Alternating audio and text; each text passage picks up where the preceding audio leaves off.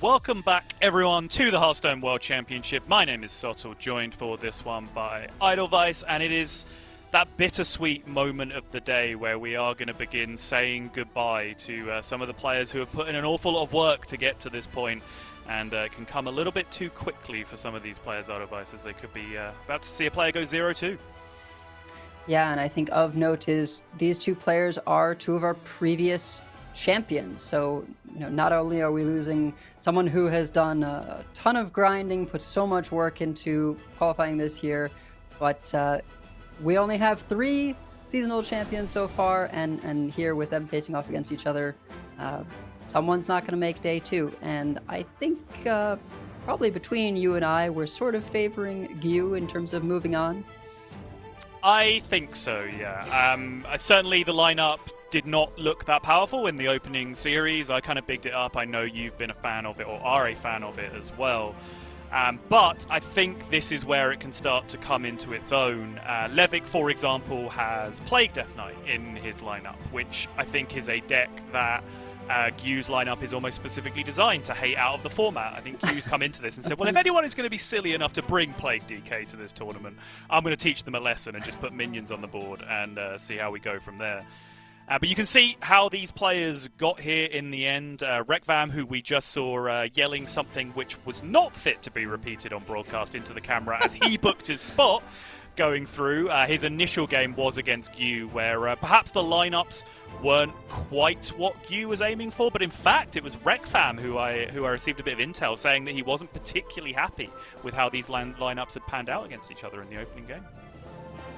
Yeah, I'm a little surprised to hear that, because it does sort of feel like if you're the only control warrior player that you'd be happier being paired against the full aggro lineup. But yeah, as control warrior goes, there were some unique decisions made in that list as well. So I can understand some of the apprehension there. You're a fairly new addition to the full-time casting roster, but you're already getting the lingo down solid, like unique decisions. Yep, that's the way to put it. Big agree. We are looking at Nature Shaman though, because interested in getting your opinion on this. You probably heard me and Raven digging into it a little bit. Like, I feel like Nature Shaman is the deck that I'm just constantly saying should be a standout performer in every tournament, and then never quite is. Like, do you have a take on this? Yeah, I think it's definitely one of those decks that played to perfection can seem unbeatable, and certainly when you can ban away your worst matchup, you'd think you'd feel pretty strong bringing it to the tournament. But as you say, it hasn't ended up panning out that way, and maybe that's just because when you factor in that, okay, it's not just the pilot who is incredible, but also just everyone here at this event. Maybe it's the kind of thing where you can really capitalize on that edge on ladder, but it just doesn't translate as well into tournaments. Yeah, and I think that's a really great point to pick up on, because I think something that I'm guilty of as well is certain decks just become like decks that bad players play, right? But you forget that a good player can pick up that deck and is going to improve the win rate, and just by magic, Plague Death Knight appears on the screen. Now, I think this is worth talking about, because I do not think this is a good deck in any way, right? I will make no bones about that. However, I win so many games on ladder where my opponent goes like weapon on 1, coin hell yeah, against a deck that just plays for board in the early turns. That's not what you're supposed to do. You have to mulligan those cards away and play for cards that affect the board, because otherwise, like, you're playing bad Lights Justice into worse Chillwind Yeti over the course of the game, and you die immediately. So you have to be able to impact the board, and I think better players understand that they have to be mulliganing more aggressively to be able to answer board in certain matchups. Certainly, I think also on the converse of that, like, better players understand how hard you have to mulligan for getting two plagues in your opponent's deck against Highlander decks, because we're talking about this with Lorinda and Banter, where we watched Lorinda play on screen, which, with all credit to them, was at slightly lower ranks than me and Banter were used to playing at. And Lorinda was just playing active Renos on curve against Plague DK with Highlander decks. And we're like, this can't happen. This isn't possible. How do you make this happen? And sort of getting into this debate of like, yes, okay, Plague DK might have this reputation as a fairly linear, straightforward deck, and it exists to do kind of one thing in the meta and be up on Highlander decks. Levik's one of the best players in the world, so if there's any way that he will get an edge out of this, he's going to be the player to do it. That being said, this druid is not one of those Highlander lists. This druid is sort of tailor-made to just get a bunch of stats on board with this Take to the Skies, drawing specifically Splish Splash Whelps, and you really want to get that Topior down quickly. Well, double Whelp on 4 into Topior is pretty much exactly how you want to start things off if you're Gyu.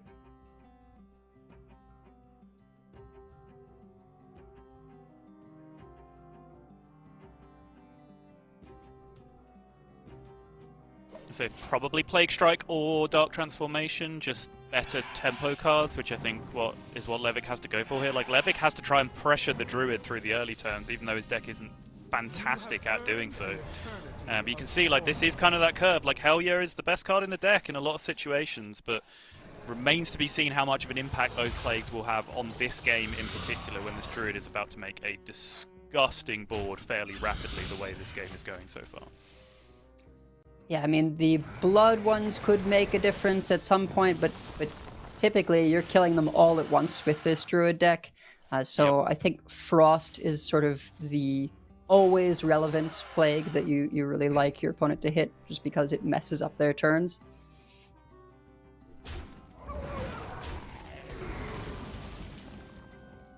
And I believe this is now number the 2. second game out of 2 for Gyu, where he has just gone ramp into Topior, just straight off the bat, like perfect Druid draws. Well, it's sort of designed to do that. Unlike most, which would keep Splish Splash Whelp to play on 2, you're not active most of the time with this version of the deck if you just keep a Splish Splash Whelp. So you really want to get to that Take to the Skies to draw you Whelp and another dragon. There's potential to miss and hit both of your expensive dragons and no Whelps, but most of the time you're going to hit at least one Whelp.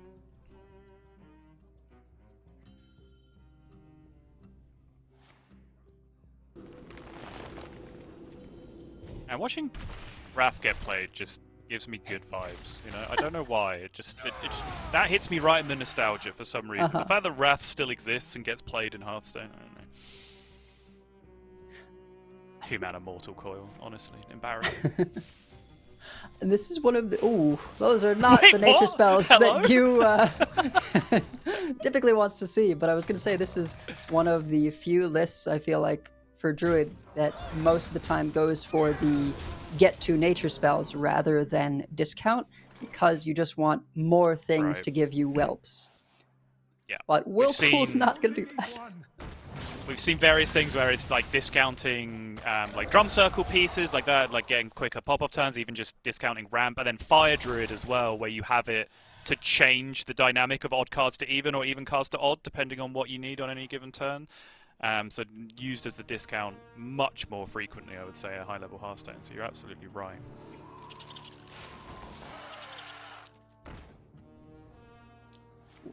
Going for the draw 6 here.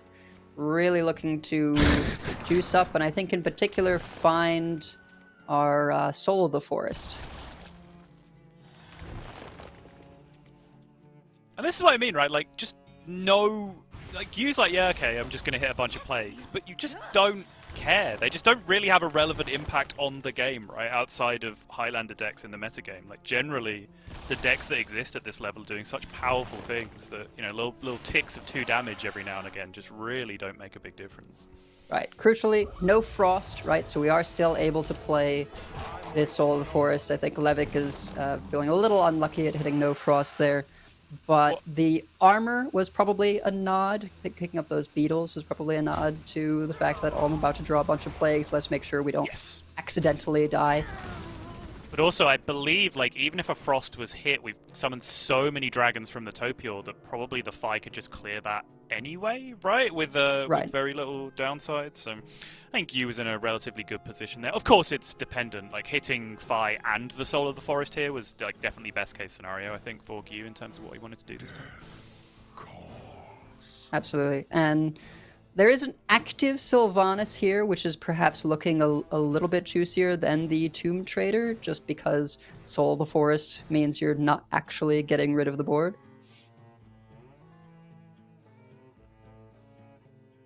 Are you looking at Coin Primus instead?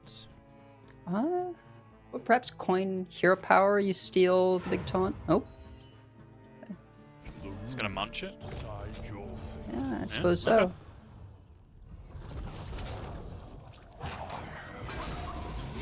The cultivations are not terribly discounted yet, which is, one of the reasons that Soul of the Forest is in there, certainly, but it can be a sort of awkward sticking point with this list. I was trying to get out a bit last night, and... Problem is, there's second solar in the hand as well, so that's 28 raw damage just from the buff, let alone the minions that are already on the board. And that is going to be as quick a game one as you are ever going to see. And yes, this is the curse, or I guess the plague of the Death Knight in this series. Is Levik is going to be playing several games that look fairly similar to that, in my prediction. He's not necessarily going to get blown out of them that quickly. But as soon as Plague Death Knight really runs into a board that doesn't get Tomb Traded, what do they do? Like, what options do they have at that point? Yeah, I was a little surprised to see just the Primus there, particularly not even for taunts. Taunts could have put in sort of the most blockage against that board. But, maybe Sylvanas stealing the Phi, hero powering down 3-1, you could sort of remove more and present taunts.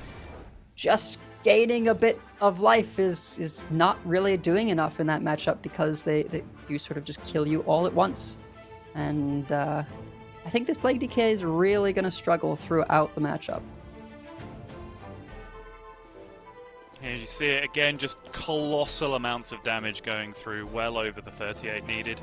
Even with the health gain from the Primus, as Idlevice was saying. So yeah, I mean, that really does just lay out the series, right? Like, this is summing up the entire thesis in your topic sentence, right? Like, that is what we are going to watch for the rest of this series, I would imagine, because I don't know how Levik feels about this. We were talking about this earlier with Ravens. Some players, when they have a bad deck in a series, do just jam it 3 times just because they don't want to deal with the mental torture of being able to go through. But I think those are more the exceptions, right? I think particularly Bly's we have seen do that kind of thing in European Grandmasters and in Masters Tours as well. But you would imagine just for pure mental game, and it is just mental game, there's no actual impact on the series, like in tangible terms. When you're at the World Championship, you would much rather like get some wins on the board and have a nice looking scoreboard while you sit there and play Plague DK, right? That's personally what my mentality would be. Yeah, I think for me it would depend on how much I have left that day. If I were in a bunch of rounds of Swiss, I might say, okay, let's jam this, get it over with so I can get to the next round faster. But when you are at sort of these high stakes, you've got very few but very important matches. Yeah, I want to take the wins where I can get them. Yeah, I respect that for sure. And of course, this is, there's no follow-up to this even, right? It's not even like this is an upper bracket game. We're like, okay, whatever, I got a bad matchup round 1. Let me just jam my Plague DK 3 times. We'll see what happens, and I'll just reserve my energy for the series that matters. No, this is the series that matters. Like, this is the one where you absolutely have to maximize everything because this is win or go home at this point.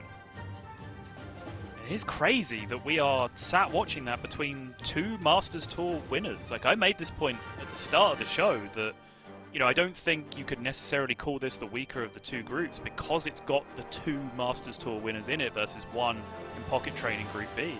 But they're just sat down scrapping for their lives initially, and we're like halfway through day 1. This was an unexpected turn of events. Yeah, absolutely. I think, we would have expect that no matter what, we're going to see a champion from each bracket moving on, and it may very well be that one of them moves on from this match and then immediately loses the follow-up to Hemlock, and then Pocket's the only remaining champion in the top 8, assuming Pocket makes it out of this group. I love it. That's just a given. Like, honestly, let's just give Pocket the bye at this point. This seems fair, But yeah, I think the players here are taking a moment. Don't worry, you're not missing any gameplay. These players are just considering the queue, maybe considering the matchup, considering overall strategy in the series as a whole. But I suppose, just to divert away from Plague Death Knight, because that is pretty much all we've spoken about so far, what do you make of the rest of Levik's lineup in this series that has remained? Okay, so I don't like it, but I have a little more respect for this druid after playing it for a bit. because there is an element of we'll say sort of mad genius in its construction, which is that Druid obviously known very much for drawing cards, and I think while it seems crazy to have this many duplicates, there is this hyper focus on early defense, and something that you can actually do to get your Highlander cards active and have copies of all your very big threats is when you get to a certain point where your hand is about as many cards as your remaining deck, you can play Fizzle, so you get a snapshot of all those juicy cards in hand, and then play Finley to swap your hand with your deck. You know your hand has no duplicates, so Highlander things will be turned on, and then when you play the snapshot, you'll have those active out of the snapshot. I mean, there's a very compelling explanation, but I do have to raise the counterpoint. That was an awful lot of steps you just described to making something happen. Yeah. Well, it looks like we are about to dive in. It is going to be that Shaman, potentially one of the big talking points of the tournament, and excellent guess, Idlevice. It is going to be the Druid on the other side from Levik queuing up, so glad we talked about it going in. Take to the skies, I think Levik is going to be hoping to hit one of those Splish Splash Whelps. Of course, having Frost Lotus Seedling in the opener is excellent, both for the draw and, in the case of this matchup, for the armor. Okay, real talk though. How did Spinetail Drake make the cut as a 2-off? As a 2, can we talk about that? You know what? I couldn't tell you. I really would expect at least one Dragon Golem.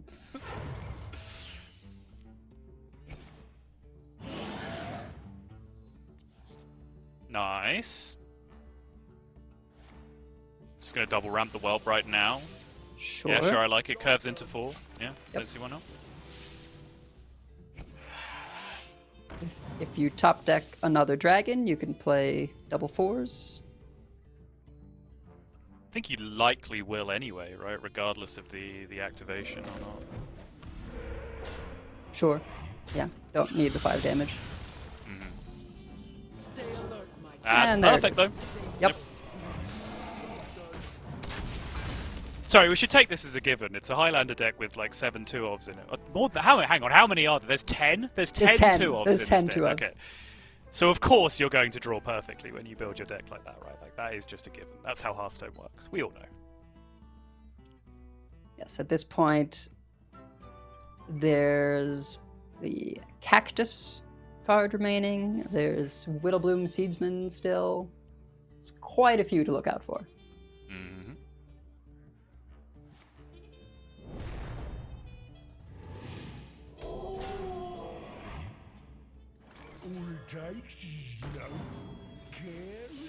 Though fewer than I would expect. Yeah, Seedsman was a remaining 2-of, and then that drew into the Planted Evidence, which was another remaining 2-of. Again, you know, doing the due diligence of actually, you know, explaining the thought process behind this. All of the cards, even though there are 10 of them, do find the other cards in some way, right? Like, yes, there's True. 2 Spinetail Drakes, but they get drawn by Take to the Skies. Yes, there's 2 Planted Evidence, 2 Cactus Construct, but they get drawn by Seedsman. By Seedsman, which draws a nature spell, right? Like, there is a cascading effect of you get 1 2-of and then that draws you another 2-of, right? Like, even going down to the sense of, okay, there's 2-of Seedling, but that's just raw card draw, right? Which helps you get through your deck. I do not take the argument of add more card draw, like add 2-of card draw to your deck to make your Reno draw more consistent, but that is the theme throughout all of the 2-ofs as well as what you pointed out as being generally very, very good anti-aggro cards that are thrown in there as well. Which I think has to be part of why Levik has been willing to leave up Paladin. Yep. I guess figuring that the Plague DK can sometimes do all right there. Certainly it's a matchup where you can discount Reska very quickly, and sometimes that will get you there. That's fair.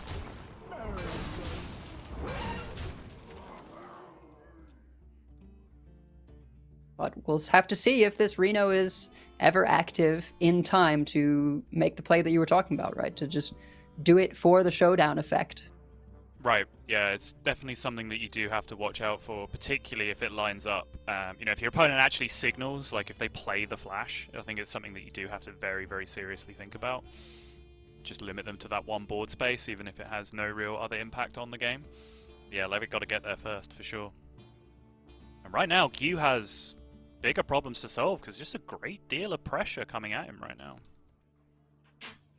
Yeah, Lightning Storm in hand, but no ability to play that alongside the base, and you'd like to be getting this base down as soon as you can, as you sort of have a limited window to try and win here, knowing that there's going to be 3/3 spawned off of every nature spell from here on out. Yeah, I think if Yu wants to look at the situation and take an optimist's line, you'd be like, okay, well, they're low on cards right now, right? So that's kind of my big hope, is that they don't necessarily hit any card draw. But we can see that there has been that Frost Lotus that has been kept since the beginning of the game, which should get that card draw rolling nice and quickly. Thorim, big pickup.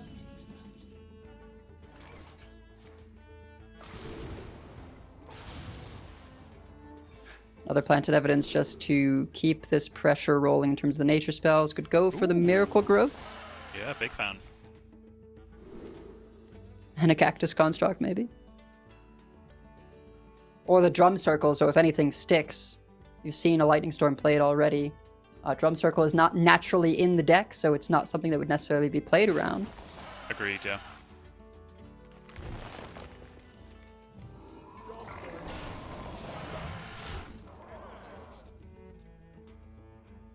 Does just make this board represent lethal now.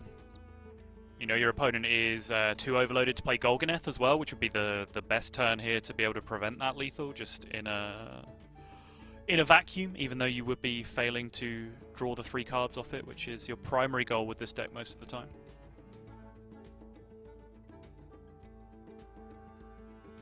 Yeah, I mean, even without knowing the Drum Circle is there, you gotta be staring this down and recognizing that it's too much pressure to leave everything standing. At this point, no ability to crash. I think it's just going to be Lightning Bolt the 5/2? Maybe? Huh? Oh boy. Yeah, he was just like hoping it's not there, but It's just no buffs needed, yeah. What? Alright, alright. Just alright. You know, this is one of those times where you say, okay, is this a play to affect the opponent's mental game, right? Just showing, hey, look, I even had an active Reno, even though that sounds crazy. Yeah, so I believe in the big book of BM that some people seem to insist is a real thing, that you can go and read and learn the rules about this. If you pass back lethal on board to your opponent, they're allowed to do whatever they want, because you could have conceded already, right? That's apparently a thing. Sure. So who knows? In the end, it's nonsense, and you should all go to a fighting game tournament and see how long you last if someone emoting you is toxic. Yeah. But anyway, I think Levik really knows that the debate will be raging about this active Reno, right? So I think, honestly, Yes. if that was anything, it was, hey, check out my active Reno with 9 mana, and I've ramped this game, right? So With 12 cards left in deck, yeah. Yeah, exactly. 10-2 odds. And it's a point that is worth making, right? Because you can do the raw maths, and we've done this. As a community, we've done this over and over about how many cards on average do you have to draw with 1 2-of in your deck, with 2 2-ofs in your deck, with 3 2-ofs on your deck to actually have an active Reno. Or an active whatever your payoff card ends up being. That maths does not apply raw to this deck that Levik is playing, because of the fact that each 2-of begets another 2-of, and the way they chain into each other through the deck. So I think Levik certainly has a point to be made there of like, hey, look, like, this isn't an accident, this will keep happening. I'll keep playing active Reno on curve every time it happens until you accept the point that my deck building is genius. But I think he still has a little way to go before I'm willing to take the L on this one.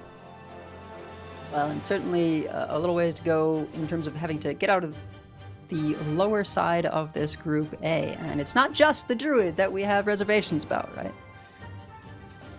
No, absolutely not. Like, in fact, I think Well, yeah, I guess Naga Demon Hunter I'm generally more okay with overall, and Paladin is Paladin, right? Like, we were extremely confident that we were going to be seeing ubiquitous Paladin throughout this tournament. In fact, if anything that's surprising, is the amount of actually Paladin we've seen being played, like left up in series. I almost said this in the intro. I had this as an idea for a bit in the intro of just like welcoming everyone into a nice warm and safe Paladin-free zone where they could be away from the terrors of Paladin because it would be banned in every series. And if you're traumatized by what's happening to you by Paladins on ladder, then come to the World Championships. It's safe here.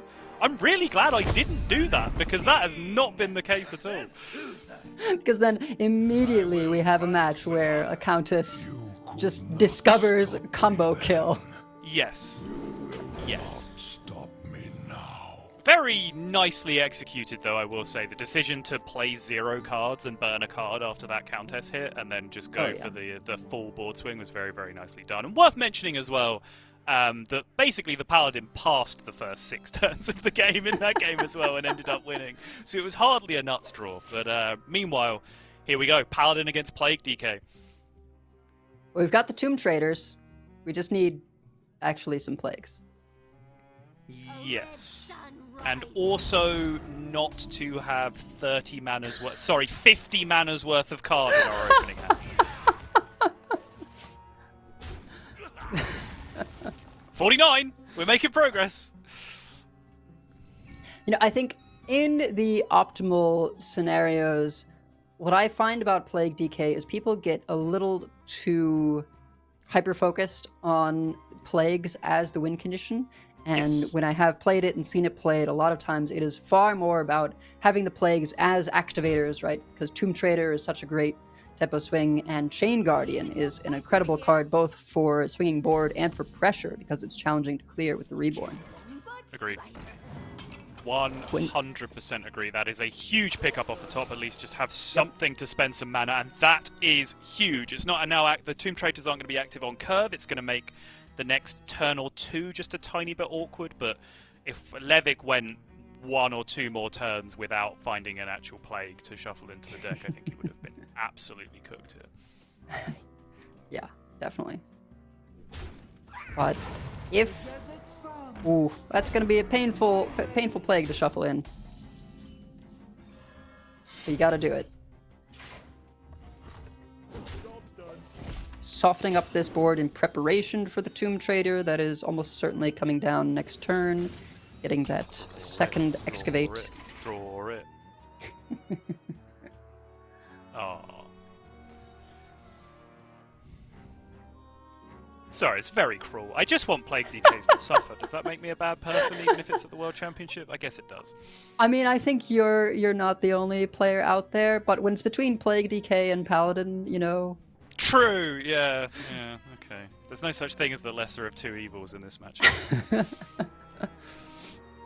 So what I will be keeping an eye on from here on out, as you know, still a ways to go on these Chain Guardians, is because Reska counts minions dead for both players.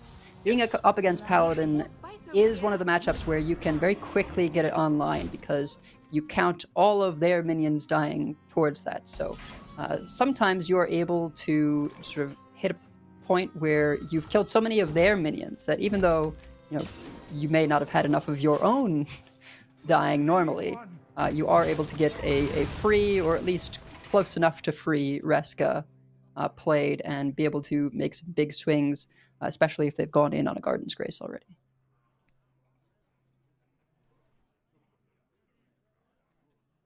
Reporting for duty. Is the Hammer of Wrath going to get used here? It looks, no. Imagine you'd be starting with it. No, just going to go full out committal to the board, which you absolutely have to respect sight unseen, but with the gift of caster vision, we can see this is going to get absolutely blown out, and this is going to make this game a lot closer than it looked like it was going to be 2 or 3 turns ago.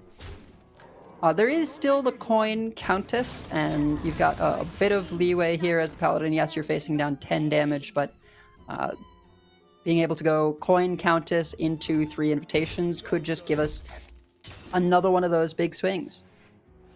Yeah, the problem is that Levik has, successfully killed 8 or so minions over the last 2 turns with those 2 AoEs, so now, unless the invitation minions really affect the board rapidly and immediately, that rescue you were just talking about starts to have a pretty significant impact on this game.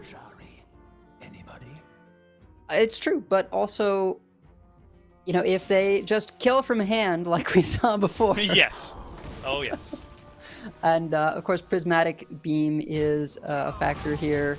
I think Levik is keeping that in mind as he's scaling back the board a bit so that those aren't going to be too inexpensive for you to play.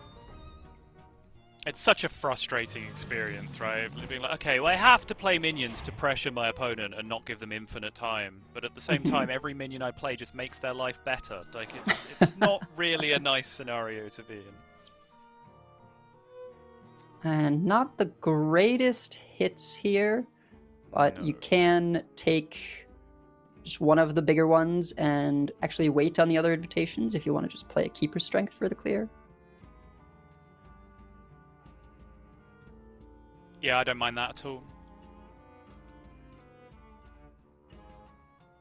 The other plan, of course, would just be to hope for some damage, try and find that Alakir or something from one of the other invitations, and then just allow the board to be wide and leverage that with the prismatics.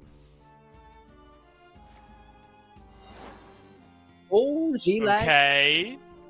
That's damage. Doesn't necessarily go face, but it is damage. Also spreads the board very, very wide, which I think is excellent news against the likes of Reska. When you've already seen both of the Tomb Traitors be used already. Yep, absolutely. And now the Hammer of Wrath coming down. Just to clear up as much of this as possible, get those beams. Oh, perfect clear.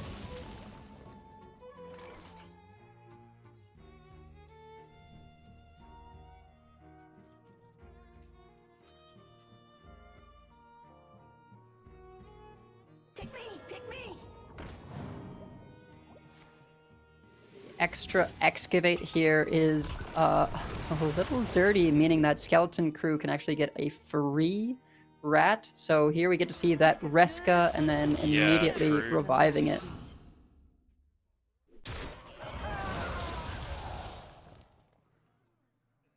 And more relevant even than the additional theft is just the lifesteal. The lifesteal is massive, yeah. Seen the light again.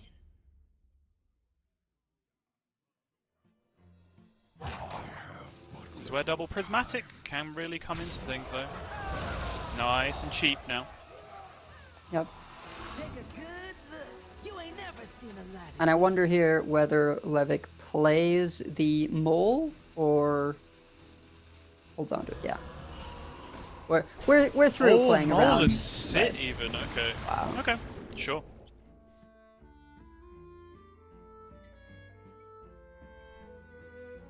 The Well, double one of the few showdown as scenarios- well. Yeah, one of the few scenarios in history where you don't want to just start jamming your showdowns before you rip your prismatics. I mean, why not? You know both traders have been used. You can play the first prismatic, then showdown, to refill the board. Yeah, For sure. Yep. Just double showdown, prismatics free again. Has the mana to weave in the invitation as well. Krakatoa. I don't think there's any other shenanigans to be done, like with the Nubricon or anything. No, agreed. You have to at least have a glance over at your deck list and try and imagine some degenerate things, right? But yeah, I just don't think it's there. Well, the Krakatoa alone would have cleared, I think, were it not for the ability to do showdowns alongside these. Ooh. Okay, I suppose you don't have to play both showdowns with Krakatoa there. Oh, the Yogg off the top! Of course. And this is a unique addition to Levik's list. I have not found too many Plague DKs running Yogg.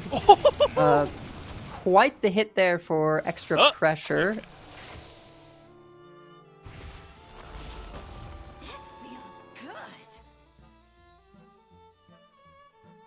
So this is where keeping that additional showdown can be kind of nice, right? You could potentially clear up, a larger minion alongside the Keeper Strength, but with Jitterbug, you could also just Jitterbug Keeper Strength, and that's good enough. Yeah. I think that is probably the way he will end up going, just because it drops a card draw on the board nice and easy, clears the board, threatens lethal more or less, with potential draws off the top for additional buffs, Garden's Grace or whatever off the top. Makes Levik have an answer. And honestly, like, this isn't a deck that plays a ton of answers. Levik has just drawn all of them. 2 AoEs, 2 Jane Guardians, and the Yogg so far. Like, of course, he's been much less proactive than he would have liked to have been because he's had all of those answers in his hand. He has drawn pretty much every single one of them to be able to keep these boards clear. Oof. This is one way that the Paladin has for getting the life total back up. You're just hoping that you're gonna be the one better positioned after you're both out of cards. Deputization plus Showdown is a lot of lifesteal.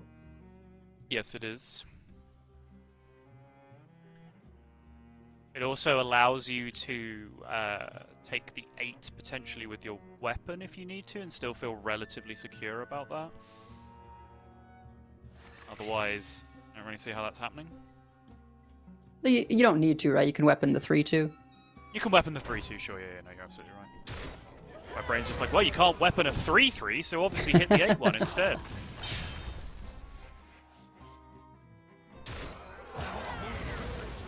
Yep, and then hands to make this live, and we might even see then the Regis Protector come down on the Deputization side to steal the buff back.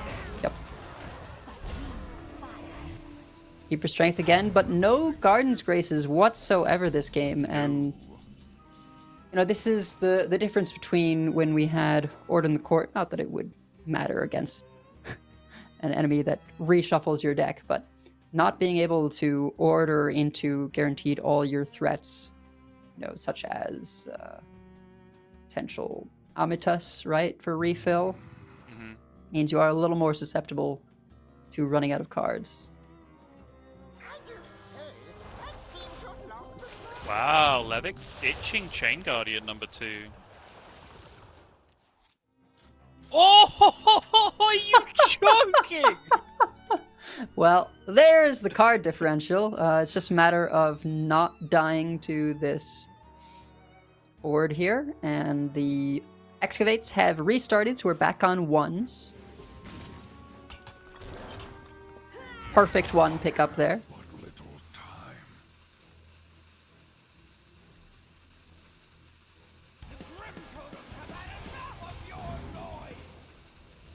Is there anything left to be given spell-wise? Oh my Yep, goodness, down those with the are some ship. good cards. Okay, down with the ship, fine.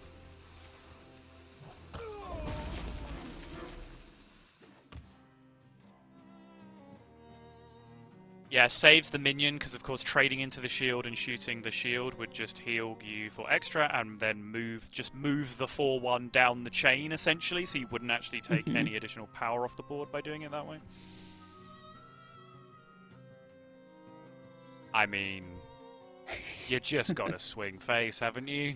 Yeah, I mean, just play all the cards and hope the pickups were bad is kind of where I'm at.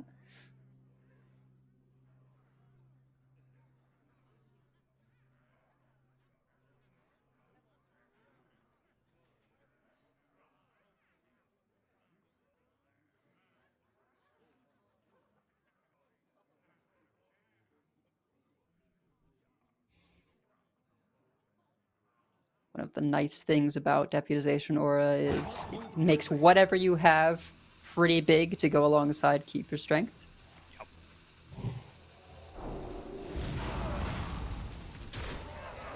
I suppose you don't have to play the down with the ship just yet. No, it doesn't even give you a lethal outright, so not even the smallest one.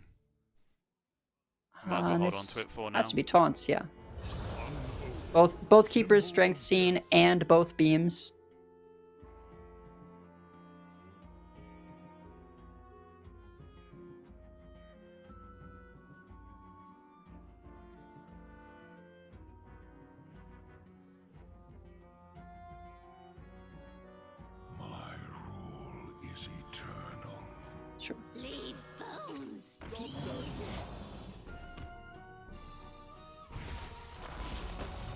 Okay, it begins. Ooh. Here's a lot of stuff, but there's still no way of clearing this Primus. I think the biggest hit here would be getting Jitterbug. Yes. And there it is. Very Yeah, notably, at least the now can draw towards Amatus, right? Which is probably Right. the biggest out at this point. Garden's Grace. Were there an ability for anything to connect this turn? Very notable that the Outlaws are the only 3 power minions that you actually have to be brought back with tier, but the way the card is worded on Showdown is give yours rush, not yours have rush. So resurrecting it, they are not going to have that keyword. Reporting for duty.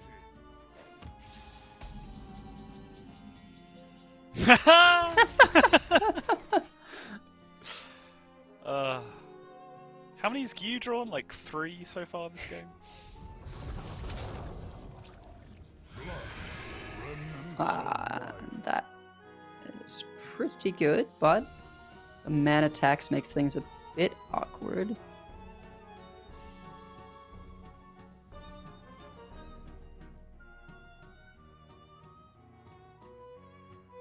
How much can you actually clear up if you do go for the Ashbringer, though? I mean, yeah, you use it on the tier, right? Yeah. And then 3/4 into 3/3, and you can take 3 more off the board, so there'd be 5 remaining. Oh, Haven't that's seen any Garden's Graces yet. a bit of a gamble, but could be much, much better depending on the hits. Heat Wave is the perfect one.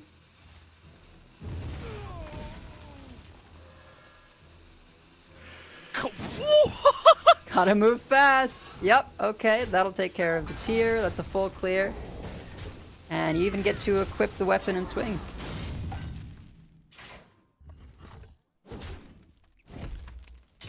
I wondered if more people should have been playing Flint even before it was buffed, but certainly now at 2 mana, it's very appealing. I mean, it's basically Inquisitor Fireheart, right? Yes. Yeah. Yeah. Okay. Just 4 quick draw cards. Sure. Yeah.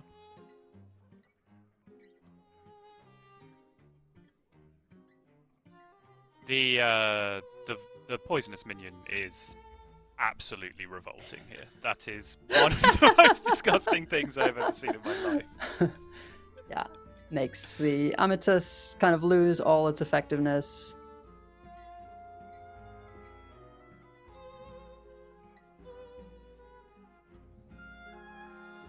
Levik just starting to chuckle to himself. I think he understands how well that turn went for him just towards the end.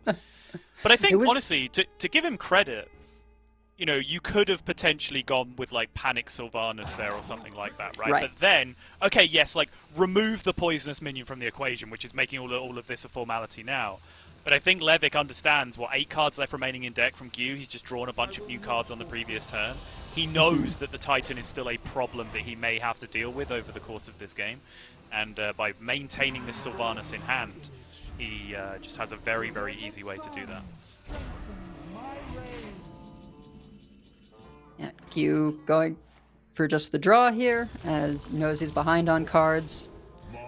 But this is the 3rd activation of the Primus, not something you get to see terribly often. Nope. And I could honestly just Sylvanas the Titan. Don't even need to poison it. Off your own board. Agree. Yep, and that's it. Yep.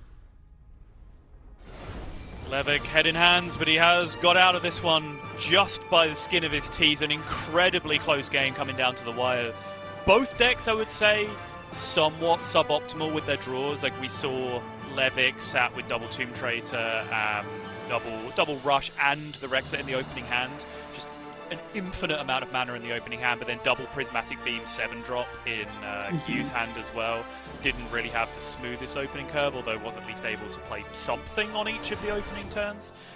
So good performance in the end from Plague DK, being able to find a way out of a series that we have asked several questions about up until this point. But I think, as mentioned, right, even if I think a deck is very straightforward and low agency and perhaps not a World Championship caliber deck, You put that deck in the hands of a World Championship caliber player, they will find edges that the average player doesn't find with that deck, right? And I think Levik has been doing that pretty consistently over the last 2 years or so as he's really risen to the top of the competitive field in Hearthstone. And when you consider, the ban selection, we feel like Paladin can be an auto ban, but obviously Levik will have, done the work thinking in terms of, okay, what's actually worse for me to face. And Rogue, sometimes it feels like there's nothing you can do. I think particularly for that Plague DK, if they make a stealth minion early on and just scale it to an absurd size with Wind Fury, it really takes away your agency a lot more than the Paladin is capable of. Paladin, you kind of know what to expect on various turns and can sort of mulligan and play around that. But the Mech Rogue, it really sometimes feels like, all right, well, that was a game of Hearthstone that ended on turn 4, turn 5. Yeah, and I think vanilla ladder deck against vanilla ladder deck, I don't like the Paladin matchup for Plague DK either. But when you look at some of the additions in this deck from Levik, like the Yogg being in there, the Sylvanas being in there, which isn't, a guarantee in the ladder version as well, these are tools that are extremely good against Paladin.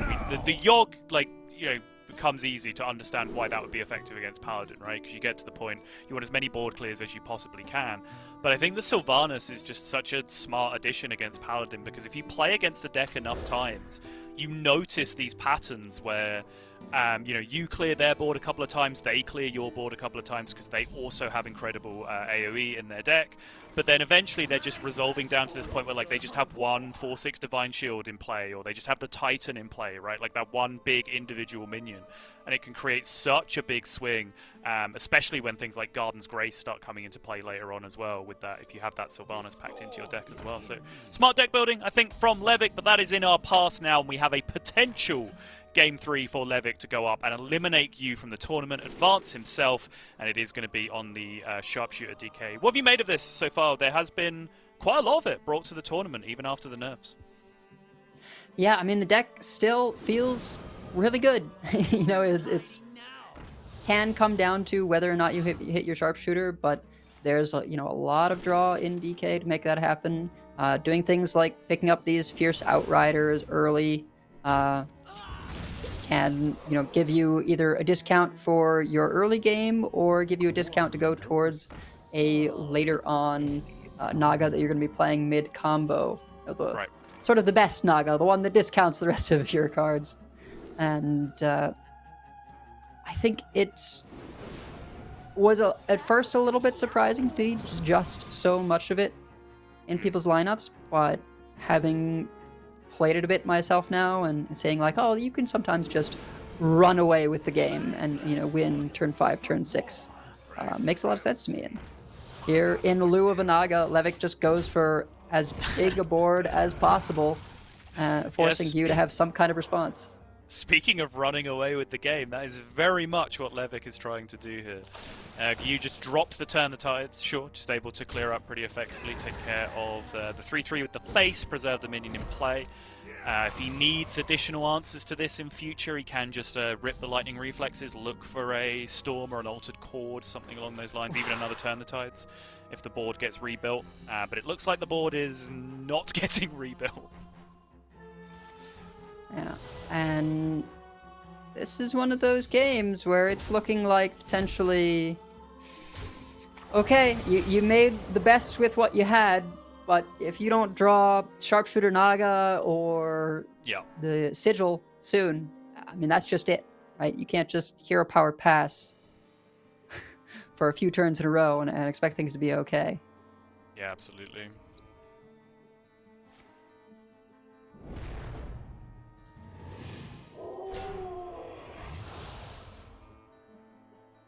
One dose solves any problem.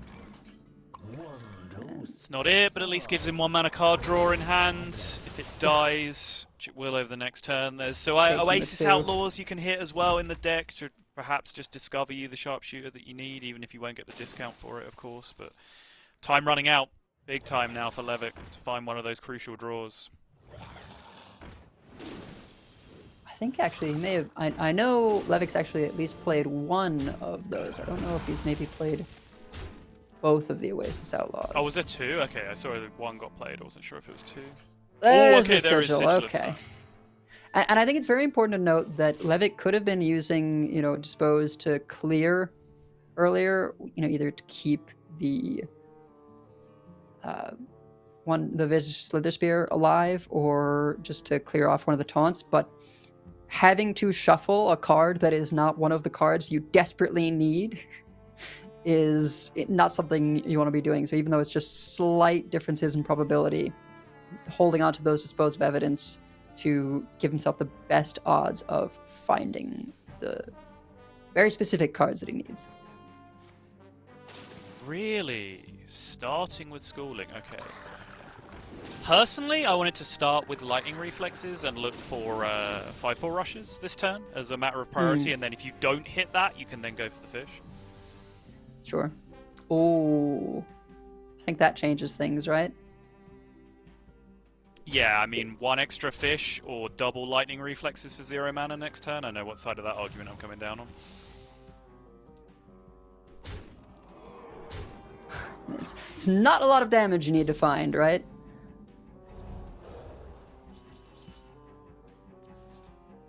No sharpshooter. Yep, and that's just it. Sometimes the deck do just be like that. It's one of those decks, we've had this since the beginning of time. Some decks in Hearthstone are just capable of losing to themselves. You know, you can go all the way back to Gadgetzan Auctioneer Miracle Rogue, all the way back in classic Hearthstone, right? And sometimes your hand was just backstab, shadow step, prep, and you just could not find that Auctioneer. It's very similar to the draw that we saw there on the other side, but you know that is the cost of entry for having such powerful tools in your deck, right? Is that the opposite side of your deck then has to be catastrophically bad if you draw the cards in the wrong order. And I think sometimes with decks like this, I understand that there are play patterns that people just generally don't like, and large damage from hand early in the game fits that for a lot of people.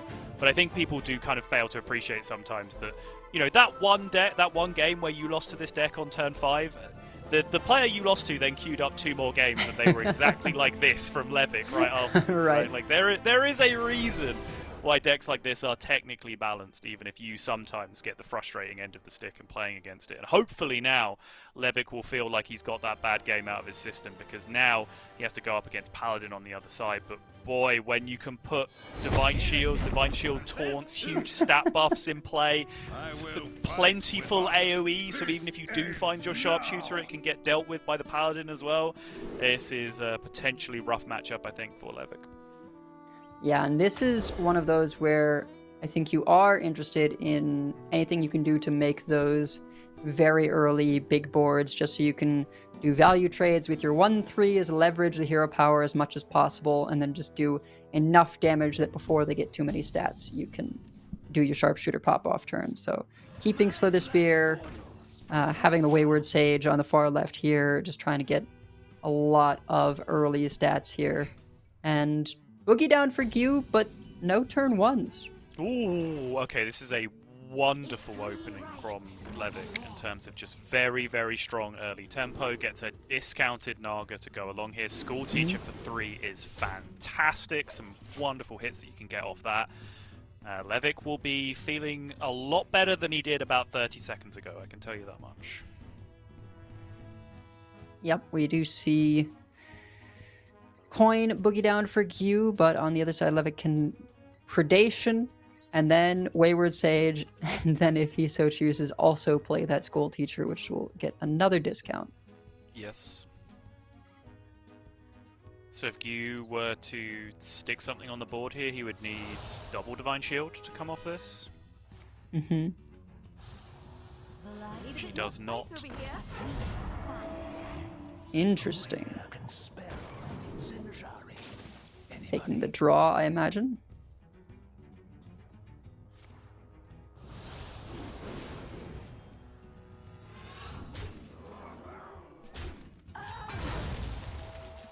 So I think this is a nod to the fact that if Levik top decks a sharpshooter, having a 1-mana Wayward Sage is an excellent way to start things off. Yes, agreed. Just wants Or to even hold if on he's- to it, hold the Naga value as well. Yep. Oh, Sigil of Time. It's so nicely.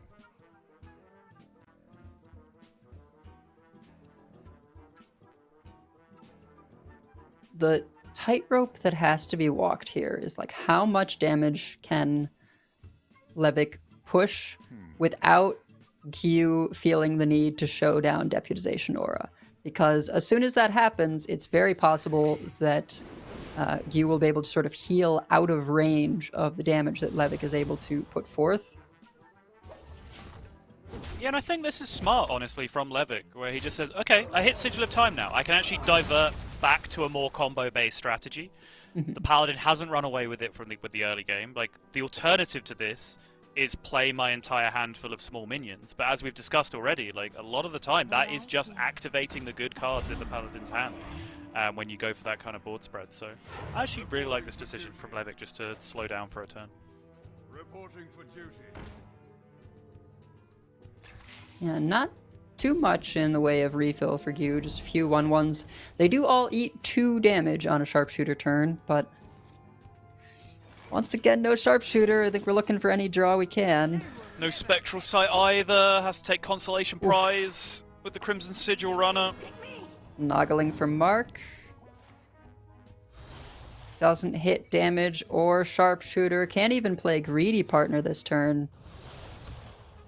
And these are not the hits that Levitt was looking for. It was seeming good till that point, but then getting basically whiffs on the 3 draws is it's a pretty tough beat.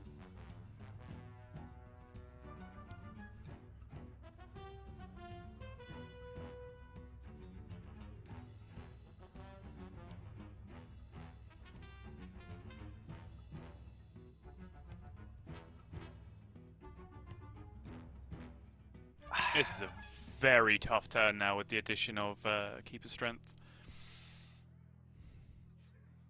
3 or 4 different viable options for how to play this turn. Of course, you do have Deputization Aura, as you've been talking about for the last few turns. I mean, there's also just Showdown Prism, though. Prismatic, Like, yep, exactly. Yep. You know, you consider holding it back because now that 3 damage is enough to clear the sharpshooter, but at the same time, when you get your 3/3/3s in play,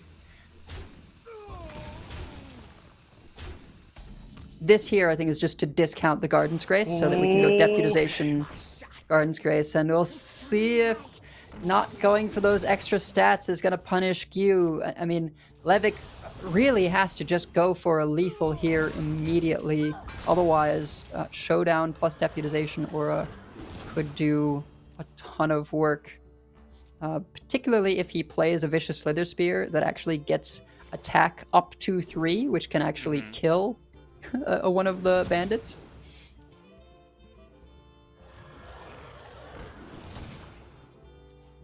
See how irritating even a 1/1 on the board can be, though. So Yep. much of this damage from going face.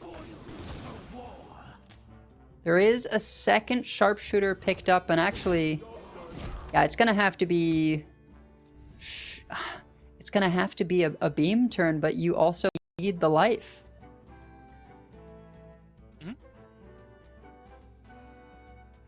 No 3/3 in play, as you're pointing out. Very smart from Levik.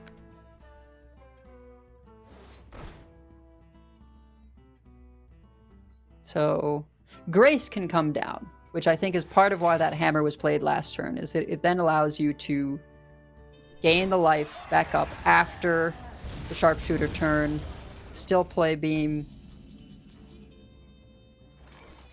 Whoa, you chose not to take it. Did not play the Garden's Grace with the 1 mana remaining. Yeah, what happened there? Because beam should have been 0, right? I think he just decided he wasn't spending 1 mana Well, no, because even then you just played the extra 1/1, right? So I think it has to end up being a mistake. But yeah, he traded with the 6/2 into the thing first before he cast Beam, which then made it cost 1 instead of 0. Yep. Like, the holding of the Garden's Grace might be a deliberate choice, but I can't imagine why you wouldn't then play the additional 1/1 with that mana instead. Well, no, it's just you can't play the beam still if you attack in and kill a minion, right? Demons. I see. Yeah, okay, yeah, I'm with you. Yeah, absolutely. So there wasn't actually anything to hit into That's right. Yeah, no, you're absolutely otherwise. So valuing, actually getting the beam played, which represents a whole lot more damage than being able to Garden's Grace for more life. This is very strange, though. I guess that might just mean Levik is dead here, right? Keeper Strength plus Garden's Grace. That much life gain, that many stats in play. Not having access to the bounce again. More spice over here. Reporting for duty. So Levik now going to have to go this turn instead. And I do kind of respect this line from Levik.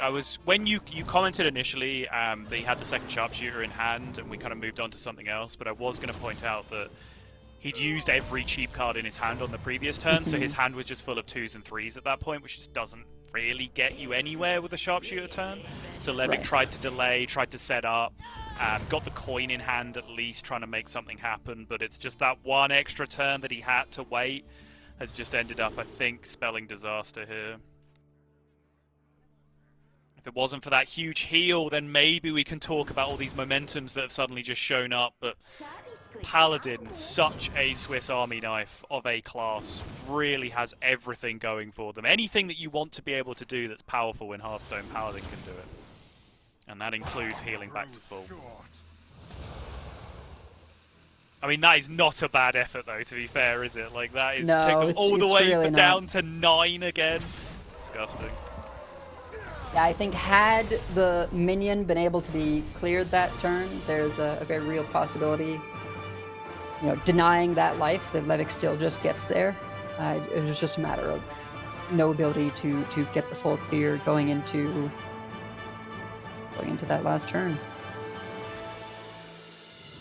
Yeah, I think one or two interesting moments from both players there. Levik choosing to hold on the penultimate turn, which I think was right. Gyu, of course, yes, with the execution of the Prismatic Beam turn was absolutely correct, but there was also a couple of turns before that where there was multiple ways of going through how to address, and I think he also, on a couple of turns, kind of went a little low on pressure just to be able to have the guaranteed responses to the turns, right? Like there was the turn right before Levik topped the first sharpshooter, drew it off the top, where you had a very, very timid turn wanting to be able to respond to the sharpshooters instead. And I think as we saw the game progress, I think he was pretty much paid off for that decision as well, just being able to answer those boards, make sure nothing was sticking on the other side. And in the end, Levik put up his best for the final showdown, but could not get that damage across the line. And unfortunately, Levik, who I think comes into this as one of the favourites with a lot of people. Maybe some of that faith would have been shaken after people saw the lineups, but certainly just in terms of player name, player prestige, I think Levik certainly would have been a big favourite for a lot of people. Would you agree with that? Yeah, I think absolutely. The very first champion we had this year, and did so with, I believe it was a blood DK, right? So certainly has shown us the ability to go the distance with unique lineup choices, and to then be the first player going home is not what some of us may have expected. But when you have two champions facing off against each other, someone's got to go.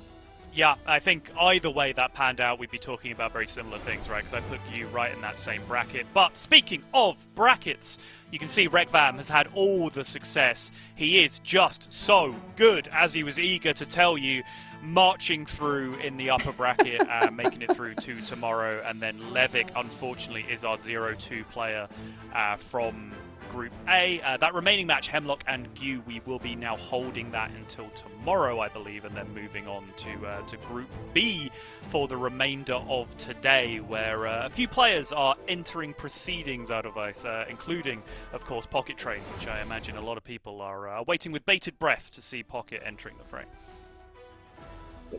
We just want to see Pocket's APM, right? Actually see how he does with, some of these decks. With the Naga Priest in particular is a fun pick, and then the Naga Demon Hunter as well. I know I was trying out some of the Naga Priest, and I can do sort of the baseline turns, but the ones where you really have to do a lot of refreshing mana crystals and playing, Valish and all these wigs, those are a little tougher for me. Well, I'm sure Pocket will absolutely have it down. We are done with Group A until today. As I said, we still have that one elimination match to be played tomorrow, but we are going to move on to Group B. We're going to do a little caster reshuffle. We're going to take a little break, but there is still plenty, a good 50% of the day still remaining in the World Championships Day 1. So do not go anywhere. You don't want to miss anything. We will be right back.